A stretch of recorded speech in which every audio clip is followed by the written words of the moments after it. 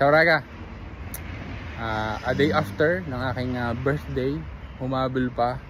Gusto ko lang i-share sa iyo Raga yung isang achievement ulit sa aking buhay OFW dito sa Italia dahil OG ay naretiro ko na yung aking Italian passport. So ito ay hindi lamang basta passport, dahil itong passport na to, ito ay sumisimbolo sa, para sa akin personally, ay yung 10 taon na pagtsatsaga mo bilang isang OFW dito sa Italia o saan malayo ka sa atin sa Pilipinas. Pakita ko na sa Raga. So yan. Yan yung simbolo na kung saan ay 10 taong mahigit na malayo ka sa Pilipinas, sa mga mahal mo sa buhay. Isa kang OFW dito sa bansa na mahirap ang adjustment, mahirap mag-integrate dahil nga ng unang-una ay iba yung lingwa dito.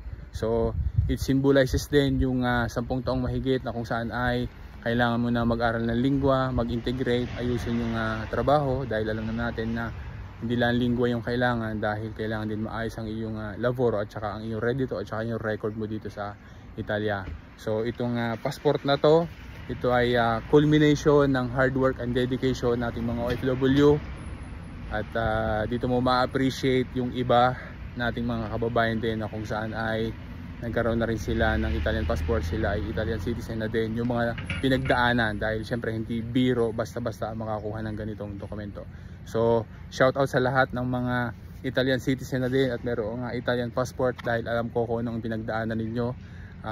Congrats din sa inyo, at saka gusto ko lang i-share ito sa inyo mga Raga, para sa ganun kung mapanood mo to ay makapagbigay ako sa iyo ng inspirasyon. Para na sa ganun ay dumating din ang panahon na kung gusto mo na makapag-integrate ng mas maayos, makapamuhay na mas maayos dito sa bansa na kung saan tayo ay dayuhan, ay maging Italian citizen na din tayo. So yun Raga, maraming salamat sa patuloy mong panonood at suporta, at ito ay magandang birthday gift ulit sa akin, habol sa aking birthday. So yun, grazie Raga, alla prossima.